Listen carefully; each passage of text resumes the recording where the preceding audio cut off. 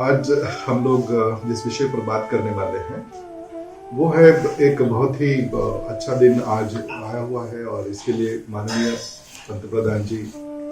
नरेंद्र मोदी जी इनका मैं शुक्रिया अदा करना चाहता हूँ। सबसे पहले इसलिए क्योंकि आज के दिन को उन्होंने जनजाति गौरव दिन के रूप में जो है घोषित किया हुआ है और इसी के पार्श्वभूमि में आज हम लोग उस व्यक्ति के बारे में जानना चाहेंगे जो जिस व्यक्ति के कर्मों के कारण, कार्यों के कारण इतिहास में उनकी जो कर्म है जिसका उन्होंने जो दर्ज किया हुआ है वो है जिनको हम लोग भगवान बिरसा मुंडा के नाम से जानते हैं। जनजाति समाज में एक बहुत ही अहम नाम लिया जाता है जिसको क्रांति सूर्य भगवान बिरसा मुंडा इस प्रकार के नाम से जानते हैं। उन्हीं को जो है धरती का आबा इस प्रकार के नाम से भी जाना जाता है। इसी व्यक्ति का जो है 146वां उनकी जो है जयंती दिन के ऊपर में आज हम लोग उनकी जानकारी प्राप्त करने के लिए कोशिश करते हैं। आमतौर पर अगर हम लोग देखें तो हमें जनजातियों के विद्रोह के बारे में बहुत सारे विद्रोह जो है भारत भर में हुई है इस प्रकार की जानकारी मिलती है। अंग्रेजों के आगमन के साथ ही जो है देश के विभिन्न कोनों में, विभिन्न क्षेत्रों में जो है जनजातीय समाज ने सबसे पहले जो है उनका विरोध किया हुआ था। इस प्रकार के विद्रोहों की संख्या भी जो है बहुत ज्यादा है। पूरे देश भर के विद्रोहों की अगर हम लोग बात करें, उठावों की अगर हम लोग बात करें तो लगभग 500 से 600 जो है विद्रोह हुए थे, इस प्रकार की जानकारी हमको मिलती है। इसी प्रकार का एक विद्रोह जो है छोटा नागपुर क्षेत्र में हुआ था और जिसका जो है नेतृत्व बिरसा मुंडा ने किया था और उन्हीं के बारे में हम आज यहाँ पर जानकारी देने की कोशिश कर रहे हैं। बिरसा मुंडा बचपन में जो है एक गरीब परिवार में पैदा हुए थे। उनके पिता का नाम जो था सुगना मुंडा था और माता का नाम जो है कुर्मी था और उनको 2 बहन थे, 2 भाई थे। इस प्रकार का उनका जो है पारिवारिक पार्श्वभूमि हम लोग बता सकते हैं। उनके पिताजी जो है बटाईदार थे, बहुत ज्यादा जो है सधन नहीं थे, गरीब परिवार से थे और अपने काम के सिलसिले में अलग अलग जगह से जो है वो अलग अलग जगह जो है घूमते रहते थे और इसीलिए उनका जो जन्म स्थान था उलीहातू इस प्रकार का जो एक छोटा नागपुर में जो प्लेस था वहां वो सबसे पहले रहे। वहां से वो चलकर में चले गए और जिस प्रकार से आदिवासी बच्चों का जो है संगोपन होता है उसी प्रकार से बिरसा मुंडा का भी उस समय में हुआ था। गाय चराना, बैल चराना, जंगलों में घूमना, नाचना गाना, कुश्तियों में हिस्सा लेना, इस प्रकार का उनका व्यक्तित्व शुरुआती तौर पर रहा हुआ है। वो संगीत में भी थोड़ा सा रुचि रखते थे। कहा जाता है कि वो बांसुरी बहुत अच्छी बजाते थे और इस प्रकार से जो है बचपन उनका वहां पर बीता था। उसके बाद में उनका मामा जो है उनको आय बहादुर नाम की जगह पर लेके गया और उस समय में उस क्षेत्र में जो स्कूल्स थे जिसमें सबसे पहला एक जो क्रिश्चियन मिशनरियों के द्वारा चलाए जाने वाले स्कूल में सबसे पहले उनको भर्ती कराया गया था। वहां से वो कुंदी चले गए और उसके बाद में एक लुथरन जर्मन मिशनरी स्कूल में उनको प्रवेश दिया गया था और इसमें चाईबासा नाम का एक जो स्थान था वहां पर उनको जो है पढ़ाई का मौका मिला और वो क्रिश्चियन मिशनरी स्कूल में पढ़े और यहाँ पर ही 1886 से 1890 के बीच में वो रहे और कहा जाता है कि उनके व्यक्तिमत्व विकास जो है वो इसी चाईबासा के स्कूल में हुआ था। सच मानो तो क्रिश्चियन मिशनरी स्कूल में ये लोग क्यों जाते थे, तो उसके बारे में जो मैं आप लोगों को बताना चाहूंगा वो कुछ इस प्रकार का है कि इसको हम लोग थोड़ा सा पार्श्वभूमि में समझने की कोशिश करेंगे। उसके बगैर हम लोगों को जो है बिरसा मुंडा क्यों क्रिश्चियन स्कूल में चले गए इसकी जानकारी प्राप्त करना उसके आसान हो जाएगा। बिरसा मुंडा जो है जिस प्रकार की परिस्थितियों में जन्मे थे वो परिस्थितियां बहुत अलग थी क्योंकि ब्रिटिशों के आगमन के बाद में ब्रिटिशों ने संपूर्ण भारत में सामंती पद्धति का जो है उन लोगों ने जो सत्ता प्रस्थापित किया था, जमींदारी व्यवस्था उन्होंने जो खड़ी की थी। शुरुआती तौर पर उन्होंने जो है बड़े बड़े जो क्षेत्र है वहां पर इस प्रकार का जो है सामंती व्यवस्था खड़ी की है, जमींदारी व्यवस्था को उन्होंने लागू किया था और धीरे धीरे जो है वो दुर्गम क्षेत्रों में, आदिवासी क्षेत्रों में जो है उनका कब्जा प्रस्थापित होता है। तो ये आदिवासी क्षेत्रों में जब ये लोग चले जाते हैं तो वहां की जो जनजातियां थी उनको अंग्रेजों के इस नए प्रकार के राजतंत्र के बारे में बिल्कुल भी जानकारी नहीं थी, और इसलिए उन लोगों ने जो भी प्रशासनिक तौर पर जो बदलाव किए या राजनीतिक तौर पर जो बदलाव किए थे, जमीनी अधिकारों के बारे में जो उन लोगों ने बदलाव किए, ये सारी चीजें जो है आदिवासियों के लिए या मुंडाओं के लिए छोटा नागपुर में भी बिल्कुल नई तंत्र थी। इस प्रकार के तंत्र को वो लोग नहीं जानते थे और इसीलिए उनके जो जनजीवन में जो है बहुत बड़ा बदलाव आने लगा अंग्रेजी हुकूमत के कारण, और इसके कारण जो है उनकी जमीन उनसे छीनकर लेके जाने लगे लोग, उनका शोषण होने लगा और उनका जो है अत्याचार उनके ऊपर में बढ़ गए, अधिक लगान देने की नौबत उनके ऊपर में आ गई, और इस प्रकार से वहां का समाज जो है वो बिखरा हुआ हम लोगों को नजर आता है। छोटा नागपुर के क्षेत्र में वहां पर पारंपरिक रूप से अगर देखा जाए तो गांव है या वहां के जो स्थानिक प्रशासन है वहां के मुखियाओं के द्वारा चलता था। तो ये मुखियाओं को वो लोग उस समय में सरदार कहा करते थे। तो ये सरदार लोगों ने, जब बिरसा मुंडा छोटे थे तब उस समय में सरदारों ने वहां पर आंदोलन किया था, उसको सरदारी आंदोलन के नाम से ही जाना जाता है। वैसे अगर हम लोग ये बोले तो मुंडा जनजाति के लोग जो है पिछले 30-40 साल से संघर्ष कर रहे थे अपनी जो है पारंपरिक अधिकारों की वापसी करने के लिए, उनके जमीन जो उनसे छीने गए थे उनको वापस पाने के लिए, लेकिन उनको सफलता नहीं मिली थी। और इसीलिए बिरसा मुंडा ने इन सारी चीजों को उस समय में अपने आंखों से देखा था। वो ये देखते थे कि किस प्रकार से जो है उनके मुंडा जमाती के लोगों के ऊपर में जो है अत्याचार किया जा रहा है, उनका शोषण किया जा रहा है, उनकी जो माता बहनें हैं उनको किस प्रकार से जो है उठाई गिर लेके जाते हैं, इन सब चीजों का उनको ध्यान था। और इसीलिए वो ये भी जानते थे कि वहां पर जो भी संतालों ने, जो संथाल जनजाति के लोगों ने भी इससे पहले विद्रोह किया था, कोल लोगों ने विद्रोह किया था, और नीचे दक्षिण में अगर हम लोग बात करें तो खून लोगों ने विद्रोह किया था, मध्य भारत में अगर गोंड लोगों ने विद्रोह किया था। इन विद्रोहियों की जो स्थिति उस समय में हुई थी उसकी जानकारी बिरसा मुंडा को थी, और इसीलिए शुरुआती तौर पर अगर हम लोग ये जाने कि बिरसा मुंडा जो है इस जमीनी हकीकत को जानते थे, और इसीलिए वो चाहते थे कि किसी प्रकार का जो है क्रांतिकारी आंदोलन न करते हुए उसको अगर धार्मिक आधार दिया जाए तो लोगों को जोड़ना उतना ही आसान होगा, और इस प्रकार से समाज को एक संग कर, एकत्रित कर जो है अपनी जेन्युइन जो भी मांगे हैं उनको जो है ब्रिटिश सरकार के सामने में रखा जाए, इस प्रकार की बात वो उस समय में कर रहे थे। लेकिन उनको मार्ग यहाँ पर समझ में नहीं आ रहा था, क्योंकि ब्रिटिश सरकार ने तो वहां पर बिचौलियों की नियुक्ति कर डाली थी, जमींदारों के माध्यम से लूट खसोट वहां पर चालू था, अंग्रेजों के दलालों के माध्यम से जो है वहां पर उनकी लूट खसोट चालू थी। और इन सब चीजों के कारण, या और भी एक और बहुत महत्वपूर्ण कारण था, और वो कारण था मुंडा जमाती के लोगों का धर्म परिवर्तन करने की क्रिया वहां पर चालू थी, और इस प्रकार से सांस्कृतिक धरोहर जो मुंडाओं की थी वो भी छीनी जा रही थी, उनकी जो जमीनें थी वो यहाँ से छीनी जा रही थी, और इसीलिए जल, जमीन और जंगल का जो जिनके ऊपर में उनकी उपजीविका चालू थी, वो जीने के तरीके और उनकी उपजीविका उनसे छीन जाने के कारण मरने और जीने का प्रश्न वहां पर खड़ा हो गया। सांस्कृतिक धरोहर लूट जाने के कारण उनके अस्तित्व को यहाँ पर खतरा पैदा हो गया, और इसीलिए बिरसा मुंडा जो है अपने समाज को संगठित कर, एक संग कर अंग्रेजों के खिलाफ में जो है लड़ना चाहते थे। इस प्रकार की पार्श्वभूमि जो है वहां पर तैयार हुई थी,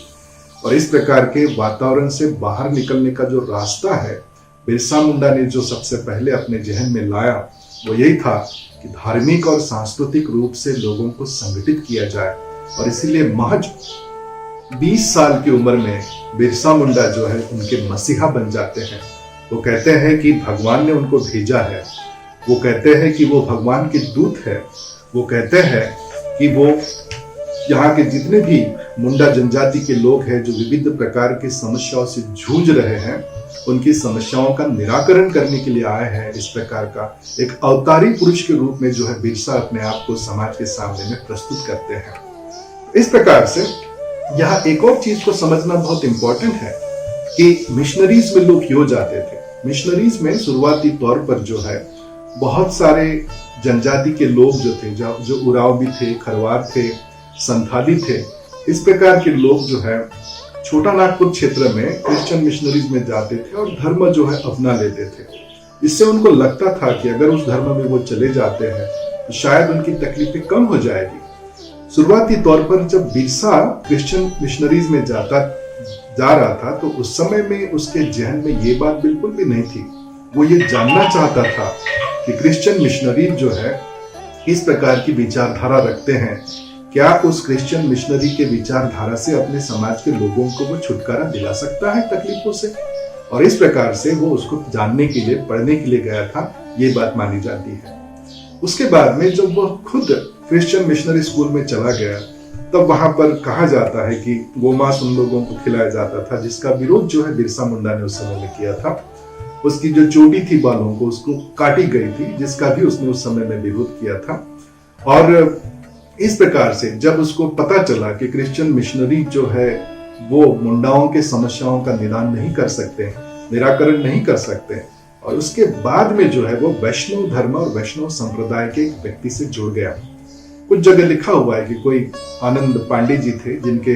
वैष्णव संप्रदाय का जो है व्यक्ति था, उसकी विचारधारा से बहुत ज्यादा प्रभावित होकर जो है बिरसा मुंडा जो है वो फिर बाद में अपने आप को जो है सनातन धर्म के जो विचारधाराएं हैं उसमें अपने आप को वो लेके जाता है। वो उस समय में जो है जनेऊ उस समय में पहनता है, हल्दी के रंग में रंगा हुआ धोती वो पहनता था और गांव के लोगों की सेवा करने में वो लग गया था।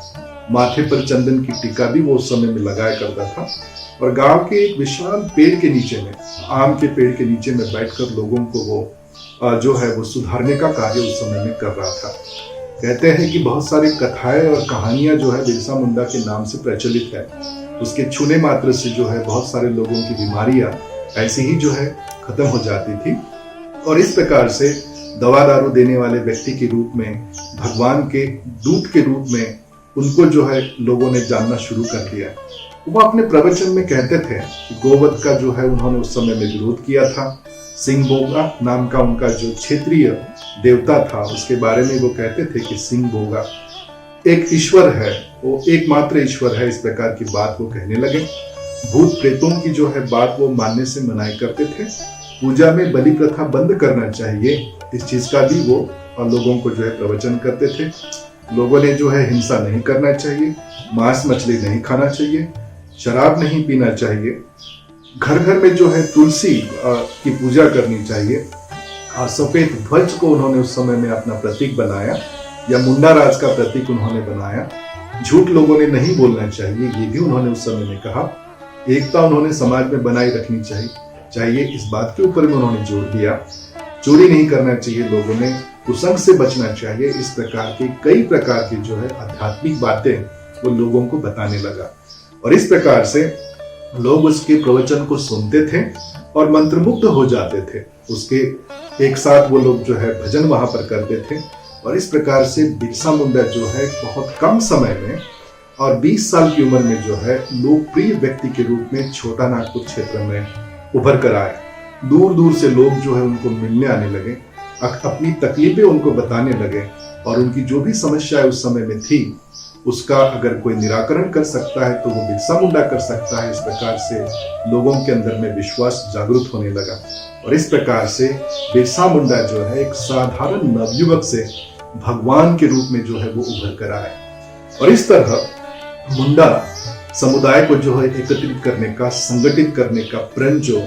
बिरसा मुंडा ने किया था, इस व्यक्ति ने बिखरे हुए समाज को जो है एकत्रित किया, उनका वो मसीहा बना, एक संघ समाज को उसने बनाया। इस प्रकार के उसके कार्य के कारण जो है लोग उसको पहचानने लगे, जानने लगे और उसके जो है विचार है, उसके जो कार्य है उसका समर्थन करने लगे। लेकिन इसमें एक और चीज बहुत इंपॉर्टेंट है, वो ये है कि बिरसा मुंडा के इस प्रकार के जो कार्य थे उनके कारण जो है वहां कार्य करने वाले मिशनरी जो लोग हैं वो अचंभित रह गए, क्योंकि अब जो लोग हैं मुंडा जमाती के और अन्य जो जनजाति के लोग हैं वो अब मिशनरीज में नहीं जाने लगे थे। वो बिरसा मुंडा के विचारों से प्रभावित थे और उसके पीछे वो लोग जाने लगे थे और इसीलिए अब उनको ऐसा लगने लगा कि उनके काम में जो है बाधा उत्पन्न हो रही है और इसीलिए उन लोगों ने ब्रिटिश सरकार से बिरसा मुंडा की शिकायत की और इस शिकायत के आधार पर जो है बिरसा मुंडा को सरकार ने अरेस्ट किया 1897 में और उसको 2 साल की सजा उस समय में सुनाई गई थी। लेकिन आने वाले समय में उनको ये पता चला कि बिरसा मुंडा के खिलाफ में जो है कोई भी उनके पास में जो है सबूत नहीं थी और इसलिए उनको जो है 2 साल के जेल के बाद में जो है बिरसा मुंडा को छोड़ा गया। बहुत ही कम समय उनको मिला। अगर हम लोग ये बात करें कि 1875 में बिरसा मुंडा का जन्म होता है और 1890 तक वो शिक्षा जो है उच्च माध्यमिक शिक्षा प्राप्त करते हैं और 1891 के बाद में वो एक भगवान के रूप में लोगों के सामने में प्रस्तुत होते हैं और वो खुद भी कहते हैं, कई जगह उन्होंने अपने भाषण में प्रवचन में ये बात कही थी कि भगवान ने उन्हें जो है अपने दूत के रूप में भेजा है, लोगों की समस्याओं को जो है छुड़ाने के लिए उनको भेजा है और इस प्रकार से लोगों का विश्वास उन्होंने जो है प्राप्त कर लिया था। ये बहुत इंपॉर्टेंट बात उस समय में थी। सरकार ने उसको गिरफ्तार जरूर किया था लेकिन उसके खिलाफ कोई भी अशांति फैलाने के जो है सबूत उस समय में नहीं होने के कारण महज 2 साल की सजा के बाद उनको छोड़ दिया गया। 1897 में जेल से जब बाहर बिरसा मुंडा आते हैं तो उसके बाद में उनके विचारों में बहुत बड़ा बदलाव भी होता है। वो बदलाव को जिस प्रकार का था कि उनको ये लगने लगा कि आध्यात्मिक आंदोलन के माध्यम से उन्होंने लोगों को तकलीफों से बचाने का जो प्रयत्न किया था वो भी यहाँ पर जो है काम में नहीं आ रहा है और इसीलिए शायद सक्रिय आंदोलन करने की जो है जरूरत है, इस प्रकार का उनको लगने लगा और इसीलिए अपने काम में बहुत बड़ा बदलाव जो है अपने विचारों में उन्होंने और अपने कार्य में अपनी योजना में जो है बहुत बड़ा बदलाव उन्होंने किया। आने वाले समय में उन्होंने खुद जो है अलग अलग प्रांतों में जो है वो भ्रमण करने लगे और भ्रमण करते समय उनके जो पुरखों के तीर्थस्थल थे वहां पर वो जो है जाने लगे। अपने बहुत सारे उनके जो दोस्त थे, उनके जो भी उनके कार्यकर्ता थे, उनके साथ में वो मिलकर जो है पूरे छोटा नागपुर क्षेत्र का भ्रमण करने लगे। और सबसे इंपॉर्टेंट चीज ये थी कि उनके जो पूर्वजों के जो प्रतीक थे, तीर्थस्थल थे, वहां उन प्रतीकों का उन्होंने जो है इस्तेमाल किया और इस प्रकार से लोगों को फिर से जोड़ने का काम उन्होंने यहाँ पर शुरू किया। इतना ही नहीं तो लोगों को जागरूक करने के लिए, उनका आत्मसम्मान जो है वापस दिलाने के लिए अलग अलग प्रकार के एग्जाम्पल्स के माध्यम से लोगों को वो समझाने का काम कर रहे थे कि ब्रिटिश सरकार किस प्रकार से जो है जनजाति का दुश्मन है। और उसके साथ में उन्होंने कुछ और शब्दों का भी इस्तेमाल किया था जिसमें सबसे महत्वपूर्ण है डिकू। स्थानिक भाषा में उसको दिकू भी कहा जाता है, डिकू भी कहा जाता है और शायद इसका जो मतलब निकाला जाता है वो डाकू हो सकता है। इस प्रकार का शब्द का इस्तेमाल उन्होंने उन लोगों के लिए किया जिनको हम लोग दलाल कह सकते हैं, सामंती व्यवस्था के लोग कह सकते हैं, जिसको हम लोग बिचौलिया कह सकते हैं, या व्यापार और व्यवसाय के माध्यम से जो लोग वहां पर पहुंचे हुए थे अंग्रेजों के प्रशासन के अंतर्गत। इस प्रकार के लोगों के लिए उन्होंने एक नाम रखा डिकू, क्योंकि डिकू ही वो लोग थे या बाहरी लोग जिनको हम लोग अपने भाषा के आधार पर कह सकते हैं। इन लोगों के कारण ही जो है जनजाति का हनन हो रहा है, उनका नाश हो रहा है, उनका विनाश हो रहा है और इनको मुंडा प्रांत से बाहर भगाना बहुत इंपॉर्टेंट है, बहुत महत्वपूर्ण है। इस बात को वो मानते थे और जानते थे। इसके साथ ही अंग्रेजी सत्ता को भी यहाँ से खदेड़ना बहुत महत्वपूर्ण है, ये भी वो इस चीज को जानता था। और इस प्रकार से बाहरी लोगों का मतलब डिकुओं को भगाना और अंग्रेजी सत्ता को यहाँ से जब तक नहीं भगाया जाएगा तब तक जो है मुंडा प्रांत को जो है उनका पुराना वैभव प्राप्त नहीं होगा, इस बात की वो बात करने लगे। और इस प्रकार से उन्होंने अपने आप को जो है शस्त्र रूप से और शस्त्रों के आधार पर उन्होंने उसका जो है योजना बनाई कि शस्त्र क्रांति वो करना चाहते थे। उसके लिए वो ये भी चीज को जानते थे कि अंग्रेज बहुत बलवान हैं, उनके पास बंदूकें हैं, उनके पास में सैन्य जो है प्रशिक्षित सैन्य है और वो जो चाहे वो कर सकते हैं। उनका हलचल करने का तरीका, उनका जो नेटवर्क है वो बहुत स्ट्रांग है। इन सारे चीजों को बिरसा मुंडा जानते थे। वो ये भी जानते थे कि मुंडाओं के पास में उनके तुलना में कुछ भी नहीं है। इनके जो धनुष्य बाण है, इनके जो भाले हैं और इनके जो भी पारंपरिक हथियार है वो उसके सामने जो है बिल्कुल भी जो है काम नहीं करेंगे। इस चीज को वो जानते थे। लेकिन इसके बावजूद उन्होंने लोगों का मनोबल बढ़ाया। उनको जो है इस प्रकार के उनके ऊपर में जो भी तकलीफें उनके ऊपर में हो रही थी, उनका जो शोषण हो रहा था, उनकी जमीन छीनी जा रही थी, उनके जल स्रोत छीने जा रहे थे, जंगल छीने गए थे, क्योंकि जंगल के साथ में उनका बहुत बड़ा जो है लगाव था। जंगल से क्या चीजें मिलती हैं, अगर हम लोग ये बात कहें, फ्यूल, फूड और फोडर, इस प्रकार से ये कई सारी चीजें हैं जिनके ऊपर में आदिवासियों की जो है जीवनी पूरी तरह से निर्भर थी। और इस प्रकार के जीवनी को बहुत बड़ा धक्का जो है अंग्रेजी प्रशासन में लगा हुआ था, और इसीलिए वो चाहते थे कि अंग्रेजी हुकूमत को जो है यहाँ से खदेड़ना चाहते थे, और इसके लिए उन्होंने प्लान किया था। और वापस आने के बाद में उन्होंने लोगों को जोड़ा। इसके लिए काफी वक्त लगा, लगभग 2 साल का उन्होंने पूरा जो है जनमानस अपने साथ में लिया, और अपना एक सैन्य दल उन्होंने खड़ा किया, लोगों का जमावड़ा उन्होंने किया, और सामान्य लोगों के मदद से उन्होंने क्रांति का बिगुल बजाया, और उसको उन्होंने नाम दिया था उलगुलान। उलगुलान का मतलब क्रांति ही होता है। इस प्रकार से उन्होंने लोगों को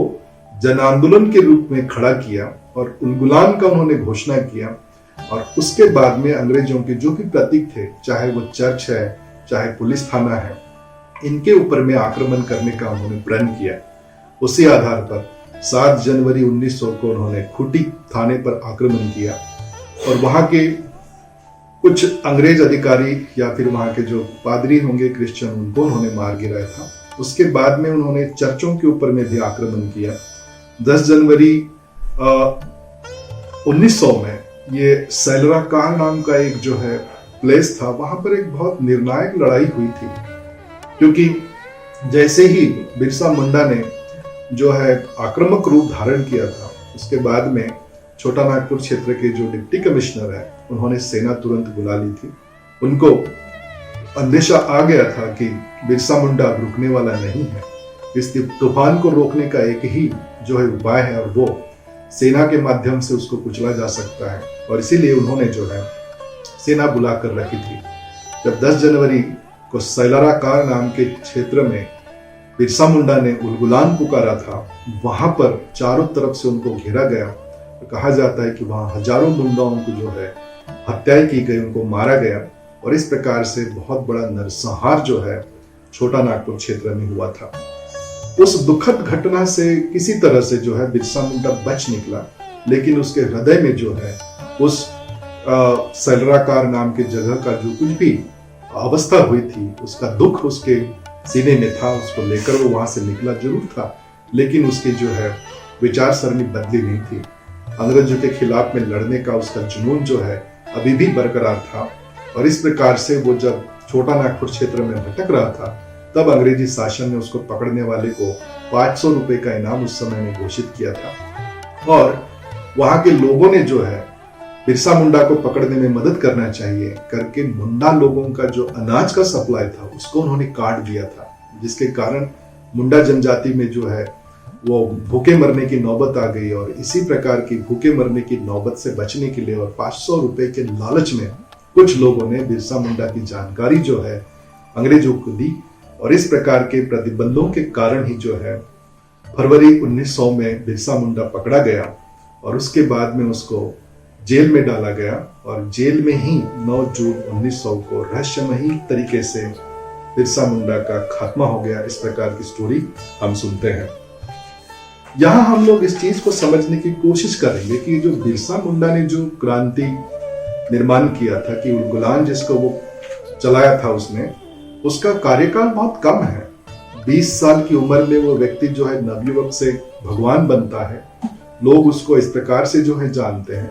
और उसके बाद 20 से 25 साल के बीच में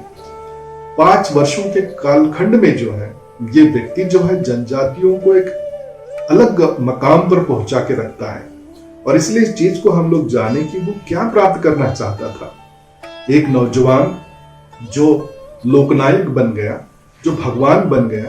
इतना ही नहीं तो मुंडाओं के उनकी जो भी तकलीफें थी उनको सुधारने वाला सुधारक बन गया। हम लोग ये भी जान सकते हैं कि बिरसा मुंडा जो है एक सुधारक वृत्ति का व्यक्ति था। वो अपने समाज में सुधार करना चाहता था, और एक क्रिश्चियन मिशनरियों के विरोध में एक विकल्प के रूप में जो है बिरसाइत नाम का जो धर्म उसने खड़ा किया था। वैष्णव पंथ का उसके ऊपर में बहुत बड़ा प्रभाव था,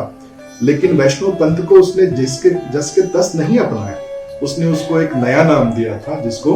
बिरसाइत कहा जाता है, और बिरसाइत के माध्यम से अलग अलग प्रकार के सिद्धांत और वचन उसने लोगों को बुलवाया था। इतना ही नहीं, बिरसा मुंडा बहुत कम उम्र में जो है शक्ति का और अदम्य साहस का जो है प्रतीक वो बन जाता है, और इस प्रकार से आदिवासी समाज में एक लोकप्रिय नेतृत्व के रूप में बिरसा मुंडा का नाम जो है प्रचलित हो जाता है। बिरसा मुंडा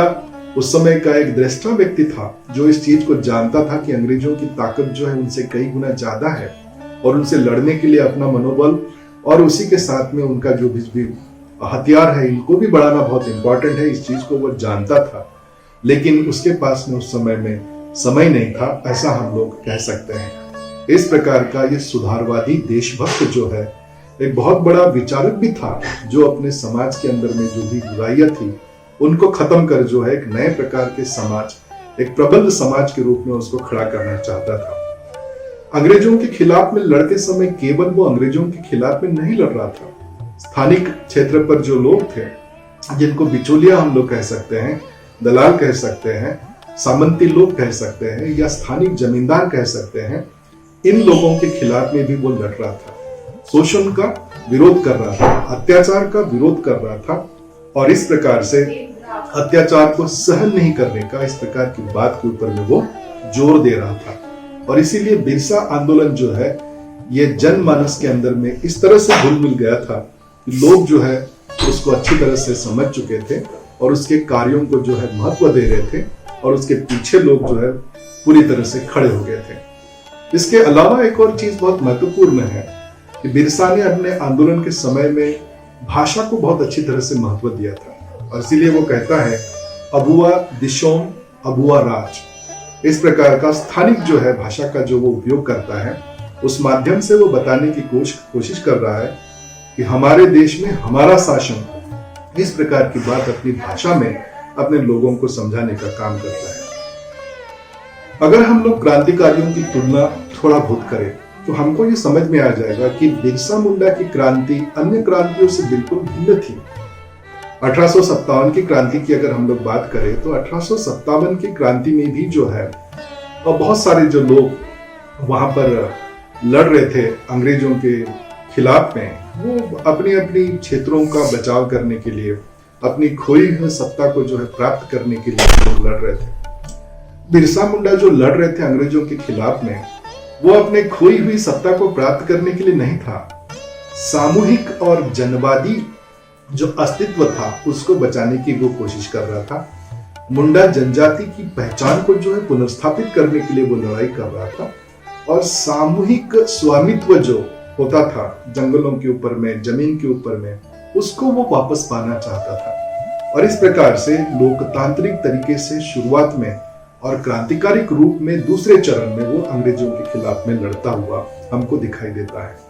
और इस प्रकार के इस व्यक्ति को इसीलिए आज हम लोग नमन करते हैं उनके जयंती पर्व पर। और इस महान व्यक्ति के बारे में अगर आप लोगों को स्मृतियों में अगर हम लोग इसको ढूंढना चाहेंगे तो हमको समझ में आ जाएगा कि इस व्यक्ति को झारखंड क्षेत्र में जो है बहुत पूजनीय माना जाता है, और इनके नाम पे बहुत सारे संस्थान जो है वहां पर ऑलरेडी खुल चुके हैं। बिरसा एग्रीकल्चरल यूनिवर्सिटी जो है कांके रांची में वहां पर है, जो 1981 में ऑलरेडी जो है प्रस्तापित हो चुका है। बिरसा इंस्टीट्यूट ऑफ टेक्नोलॉजी 1949 में प्रस्तापित की जा चुकी है। बिरसा कॉलेज खुंटी में जो है 1961 में प्रस्तापित की जा चुकी है। Birsa institute of technology Sindri में उन्हीं के नाम से जो है जाना जाता है। और सीधू कान्हो बिरसा यूनिवर्सिटी पुरुलिया में उनके नाम की यूनिवर्सिटी भी वहां पर है। आप लोगों को जानकर ये भी हैरानी होगी कि गुजरात में भी जो है बिरसा मुंडा ट्राइबल यूनिवर्सिटी खोली गई है 2014 में। इस प्रकार से एक महनीय व्यक्ति के रूप में जो है उनको सराहा गया है।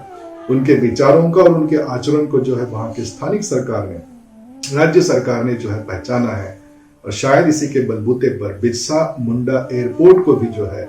रांची के एयरपोर्ट को उनके नाम से जो है नामकरण किया गया है। इतना ही नहीं, एक और इम्पोर्टेंट चीज जो भारत सरकार ने उनके लिए किया हुआ है, और वो ये